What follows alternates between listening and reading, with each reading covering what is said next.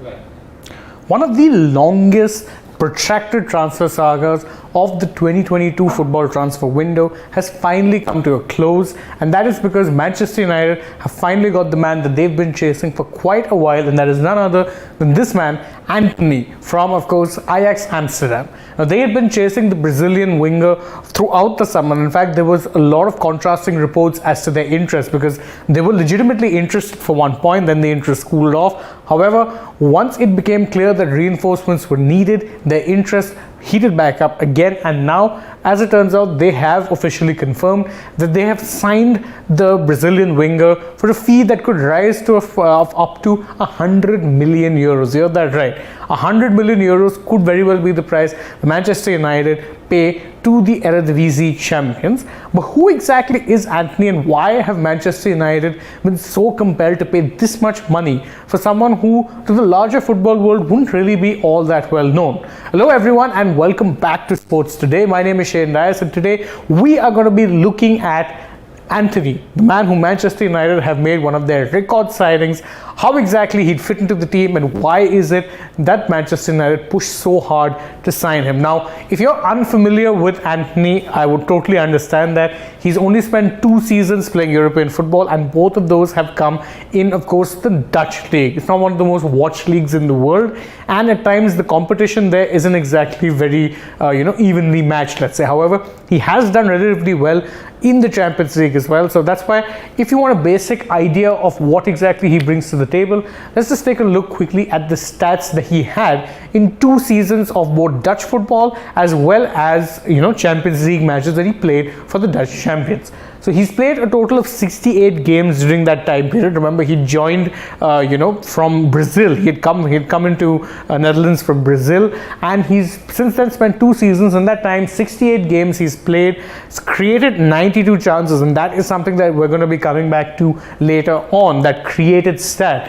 And he scored 21 goals and gotten 18 assists through his time in, of course, European football at that point.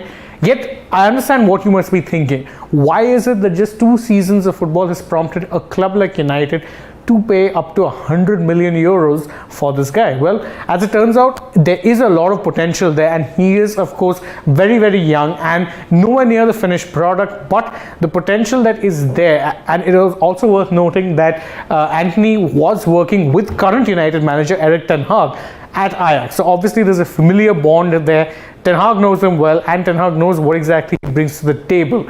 But let's actually talk about what exactly it is that he does bring to the table. So first off, he is, positionally speaking, he plays on the right wing. Now, that is a place that has been a problem area for United for quite a while, despite the fact that they ended up actually signing Jadon Sancho last season. But they haven't exactly rectified that problem, and we're going to get into why that is in just a bit. But he plays on the right wing. He's left-footed, so has a wonderful left foot and can get some wonderful crosses and shots off.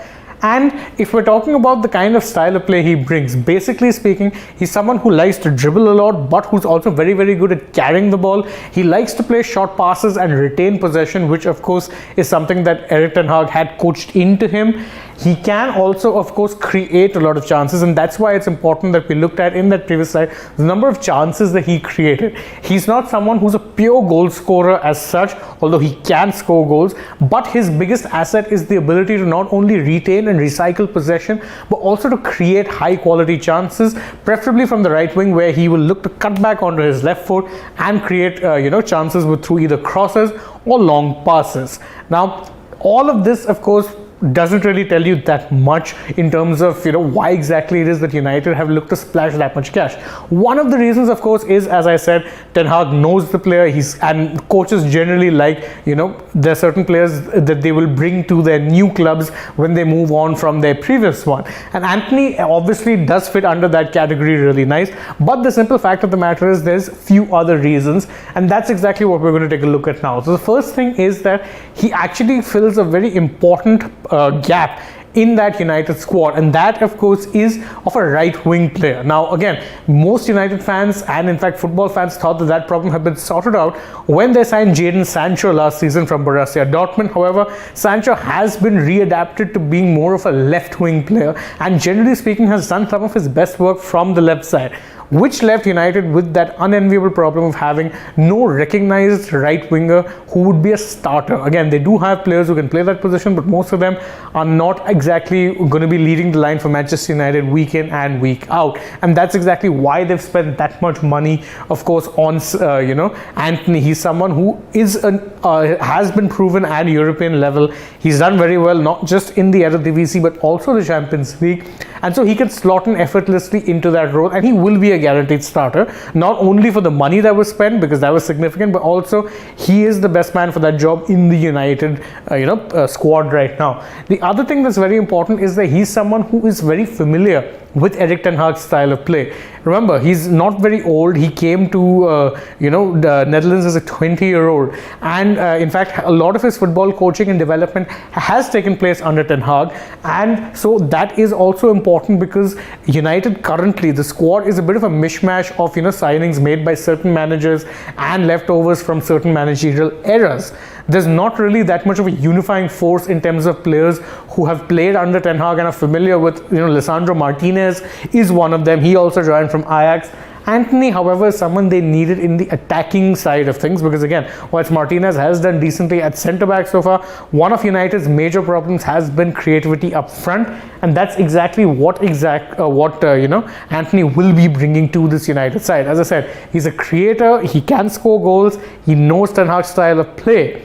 And at 22 years old, of course, he also has age at his side. Now, this is something that's also important whilst keeping note of, why it is that such a big fee was demanded. Because Ajax knew for a fact that, they weren't in a position to actually sell him, in terms of they didn't need to sell him. So they quoted a very high price to United, and United, having the money to be able to pay that, agreed to the demands because Erik Ten Hag was insistent that he wants this player Antony there.